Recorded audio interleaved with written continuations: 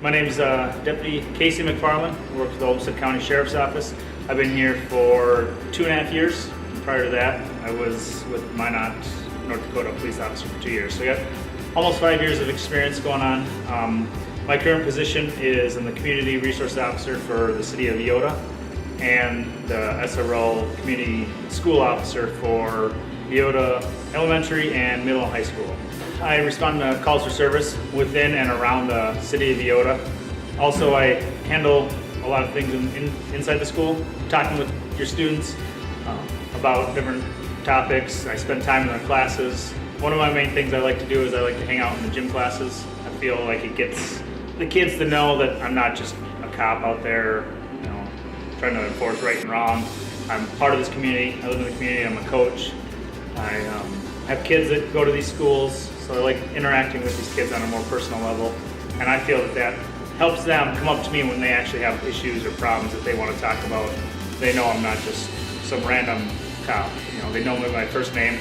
So last year, when Casey started interacting with our classes, it was just so powerful. He first started coming to our 9th grade class, and I just feel like he had that connection with them. He was playing football with them, soccer with them, he was running with them, which I don't know how he does with his vest, but like he has so much gear on and he still was interacting with them, like just really becoming a good role model for them. I guess sometimes when they see him in the hall, I think that they're intimidated by him or they feel like they have to be careful, and now they see him in a different light. They see his fun side, his happy side, and I just feel like they really have that connection, so that way when he is walking through the hall, if they do need him, he's more approachable.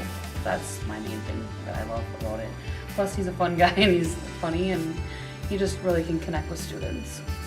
I think it's really important to have a school resource officer here, not only for the student body and safety and feeling like we're being taken care of, but personally as a special ed teacher, an officer like Casey is amazing because he comes and interacts with all the kids, no matter what level of disability they may or may not have, and is always comfortable and makes them feel like they belong and that they're safe.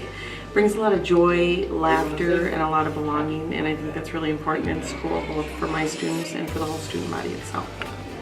I feel like I'm a kid at heart. I like to interact with them. I probably play more jokes on these kids than anybody else. I like to have fun with them, and they have fun with me back. But then if there's any serious issues that come up, they can come and talk to me, and I know the door's open, or they'll find me in the hall or the gym classes, and I eat lunch with them. I have a lunch account at the elementary and the high school, and I go and sit down and have lunch with them. Casey's doing a great job. He started kind of in the middle of last year, and he jumped right in, caught on. His style is he's very laid back, very easygoing, smiles all the time. I think kids feel really at ease around him. They look right past the uniform and all the equipment, and just feel real comfortable. Having that presence in the school has been, a lot of kids really respond well to that. A lot of kids like and respect and feel safe.